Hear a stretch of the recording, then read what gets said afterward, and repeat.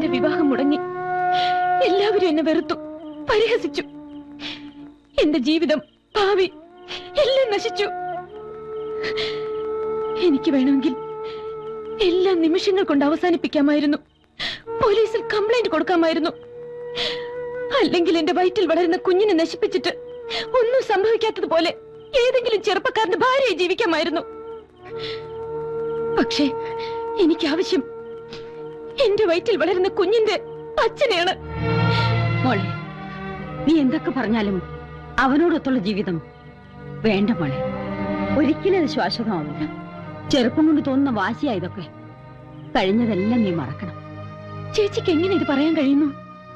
20 വർഷം മുമ്പ് ഒരു വാക്ക് പോലും പറയാതെ ഇറങ്ങിപ്പോയ ചേച്ചിയുടെ ഭർത്താവ് ഇന്ന് വരും നാളെ വരും എന്ന പ്രതീക്ഷയിലല്ലേ ചേച്ചി കാത്തിരിക്കുന്നത്? എന്തുകൊണ്ട് ചേച്ചിക്ക് അയാളെ വെറുക്കാൻ കഴിയുന്നില്ല, മറക്കാൻ കഴിയുന്നില്ല? എല്ലാം അറിഞ്ഞുകൊണ്ട് തന്നെയാണ് ഞാൻ വന്നത്. എത്ര തെമ്മാടിയായാലും കൊള്ളരുതാത്തവനായാലും എന്റെ വയറ്റിൽ വളരുന്ന കുഞ്ഞിന്റെ അച്ഛൻ അയാളാണ്. അത് ഞാൻ തെളിയിക്കും.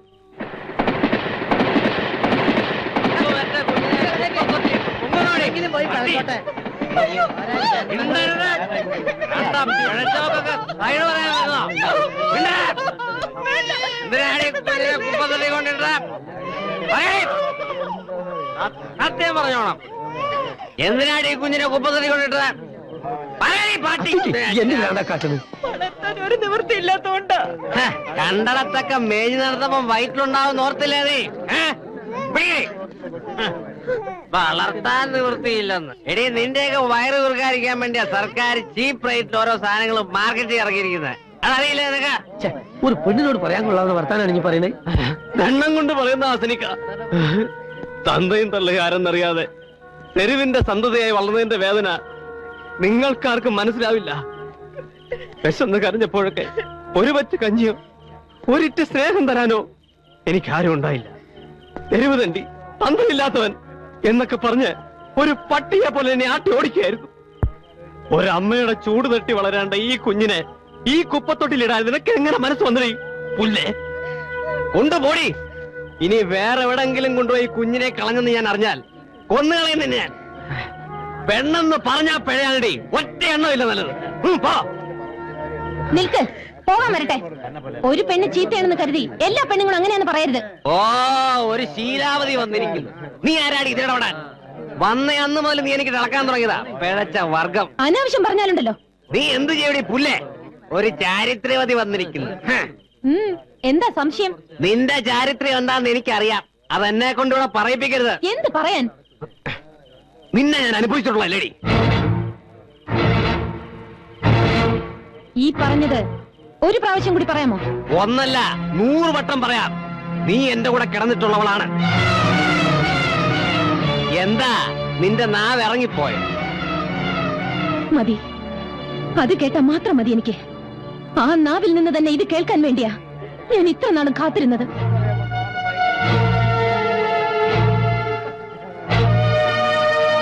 കാശിനു വേണ്ടി എന്റെ മാനം നശിപ്പിച്ചിട്ട് ഇപ്പൊ നിന്ന് സദാചാരം പ്രസംഗിക്കുന്നു. പെണ്ണെന്ന് പറഞ്ഞാൽ പിഴയാണെന്ന് വിളിച്ചു കൂവുന്നു. നിൽക്കൂ, ഇതിന് സമാധാനം പറഞ്ഞിട്ട് പോണം. നിങ്ങൾ ചെയ്ത ക്രൂരതയുടെ ഫലം എന്റെ വയറ്റിൽ വളരുന്നുണ്ട്. അതിന് ഞാൻ എന്ത് ചെയ്യണം?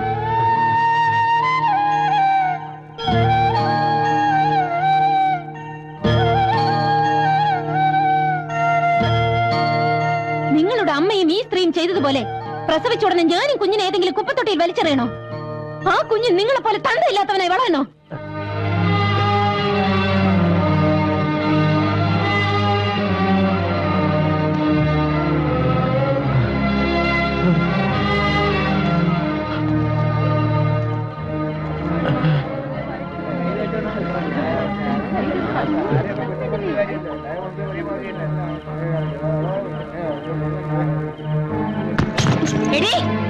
നീ ഇത്തരക്കാരിയാണെന്ന് ഞാൻ വിചാരിക്കുന്നില്ല. ഇനി ആ പടി ചവിട്ടി പോരും. മാനവും മര്യാദയ്ക്കും ജീവിക്കുന്നോളാം ഞാൻ. ചേച്ചി, ആരാ നിന്നെ പഴപ്പിച്ചെന്ന് വെച്ചാ അവന്റെ കൂടെ പോയി കൊടുത്തോ. മാറങ്ങോട്ട്.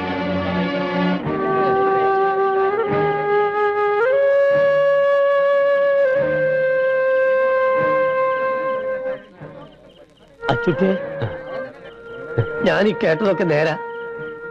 പറയണോ? മണിയാ, ഒരു വീഡിയോ.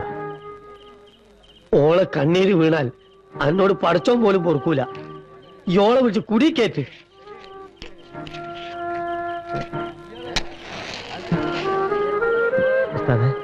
ഞാൻ വിളിക്കട്ടെ?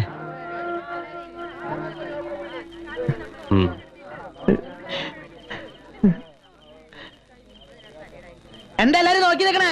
കാഴ്ച കണ്ട് മതിയായില്ലേ? പോയി കിടന്ന് ഉറങ്ങാൻ നോക്ക്. പെങ്ങളെ വാ.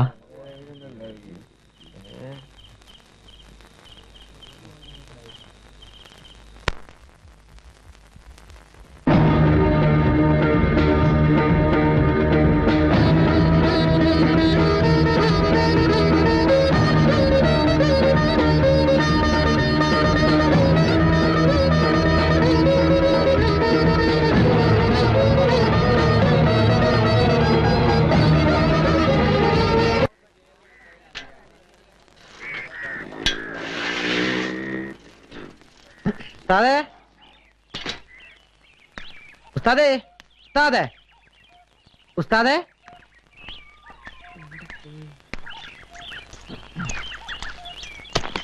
ആ ഉസ്താദ് എവിടെ? എന്നോടാണോ ചോദിക്കുന്നത്? രാത്രി ഇവിടുന്ന് ഇറങ്ങിപ്പോയതാ. എവിടെ പോയതാ? കണ്ടിട്ട് എന്താ ഇത്ര അത്യാവശ്യം? ഇന്ന് ആരുടെ കയ്യും കാലം വെട്ടാനാ കരാറ്? ഈ വെട്ടും കുത്തുമായിട്ട് എത്ര കാലം ജീവിക്കാമെന്ന നിങ്ങളുടെയൊക്കെ വിചാരം? എല്ലാത്തിനും ഒരു അവസാനം ഉണ്ടാവും, അത് മറക്കണ്ട. എന്റെ പെങ്ങളെ, ഞാൻ അതിനൊന്നും വന്നല്ല. എന്റെ ബാഗ് എടുക്കാൻ വന്നാ. ഞാൻ ഇവിടുന്ന് താമസം മാറാ. പോട്ടെ. അവിടെ നിക്ക്. നീ എങ്ങോട്ടാ ബാഗ് എടുത്തോണ്ട്? നമ്മുടെ ഗോപാലേട്ടന്റെ കടയുടെ മുകളിൽ ഒരു മുറി ശരിയായിട്ടുണ്ട്. അതുകൊണ്ട് ഞാൻ അങ്ങോട്ട് മാറാൻ പോവാ. അത് നീ മാത്രം തീരുമാനിച്ചാ പോരല്ലോ. ഇതകത്തോണ്ട് വയ്ക്ക്. ഉസ്താദെ, അത് ശരിയാവില്ല. നീ ആരെ പേടിച്ചിട്ടാണ് ഇവിടുന്ന് ഇറങ്ങിപ്പോകുന്നത്? ഇത് എന്റെ വീടാണ്. ഇവിടെ ആര് താമസിക്കണം, ആര് താമസിക്കാതിരിക്കണം തീരുമാനിക്കുന്നത് ഞാനാണ്. മനസ്സിലായോ? ആരും പേടിച്ചിട്ടല്ല. ഇനി ഞാനിവിടെ താമസിക്കുന്നത് ശരിയല്ല. പെങ്ങളെ, ഞാൻ പോട്ടെ.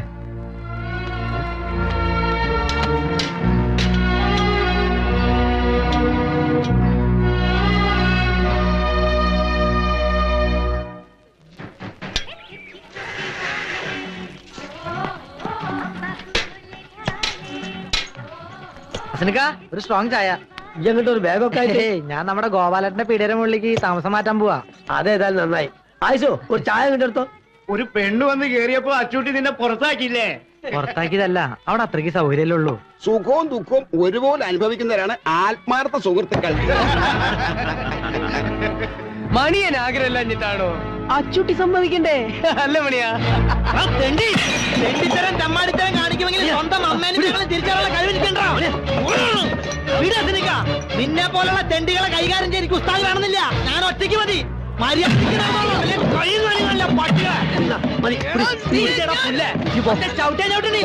എന്നോട് ഞാനാ പറഞ്ഞു.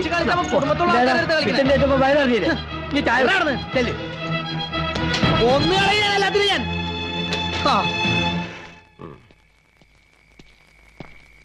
മണിയാ, മണിയാ, ഇവനിത് എവിടെ പോയി കിടക്കുന്നത്? ഓ, നീ ഇവിടെ തന്നെ കുടിയിരിക്കുകയാണല്ലേ? വന്ന ഉടനെ ഇറക്കി വിട്ടില്ല അവനെ. അവകാശം സ്ഥാപിക്കാൻ. അങ്ങനെ ജയിച്ചു എന്നൊന്നും ആരും വിചാരിക്കണ്ട. നിന്നെ അനുഭവിപ്പിക്കും ഞാൻ. നോയിക്കോ. ഇതിൽ കൂടുതൽ എന്ത് അനുഭവിക്കാൻ? എന്നെ ഈ നരകത്തിലെത്തിക്കാൻ നിങ്ങളെ കൊണ്ട് കഴിഞ്ഞല്ലോ. ആര് പറഞ്ഞത് നിന്നോട് ഇങ്ങോട്ട് വലിഞ്ഞേറി വരാൻ? ഇറങ്ങി പോടി ഉല്ലേ. എവിടേക്ക്? ജീവിക്കുന്നെങ്കിൽ അത് ഇവിടെ നിങ്ങളോടൊപ്പം ആയിരിക്കും. ഇതിലെ വെള്ളം ഇവിടെ പോയി.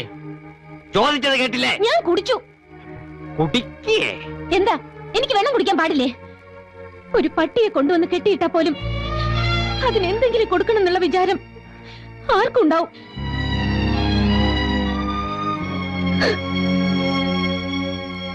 ഇങ്ങനെ പട്ടിണി അടക്കാനായിരുന്നെങ്കിൽ നിന്നെ ഒരിക്കലും ഞാൻ ഇങ്ങോട്ട് വിടില്ലായിരുന്നു. ആരെ തോൽപ്പിക്കാൻ വേണ്ടിയാ? അവനെയോ? നിനക്ക് വേണ്ടെങ്കിൽ വേണ്ട. വയറ്റിലൊരു ജീവൻ വളരുന്നില്ലേ? അതെങ്കിലും നീ ഓർക്കണ്ടേ? വാശി കളഞ്ഞിട്ട് വല്ലതും വന്ന് കഴിക്കാൻ നോക്കുമോളെ. എന്നും ഭക്ഷണം ഒരുക്കി തരാൻ ചേച്ചി ഉണ്ടാവോ? സ്വയം കണ്ടറിഞ്ഞെല്ലാം ചെയ്യുമെന്ന് നോക്കട്ടെ. ഇക്കാര്യത്തിൽ എനിക്ക് അല്പം വാശിയുണ്ടെന്ന് തന്നെ കൂട്ടിക്കോളൂ. ദേ, ഭക്ഷണത്തോട് വാശി പിടിച്ച് ഇങ്ങനെ പട്ടിണി കിടക്കരുത്. അത് ദൈവദോഷ. ഏയ്